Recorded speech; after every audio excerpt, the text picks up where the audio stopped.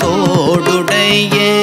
செவியன் விடை ஏறி ஓர் தூவெண் மதிசூடி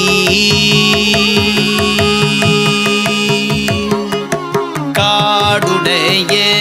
சுடலை பொடி பூசி என் உள்ளம் கவர் கள்வன் காடுடைய சுடலை பொடி பூசி என் உள்ளம் கவர் கள்வன் ஏடுடைய மலரான் ஏடுடைய மலரான் முனை நாட்பணிந்து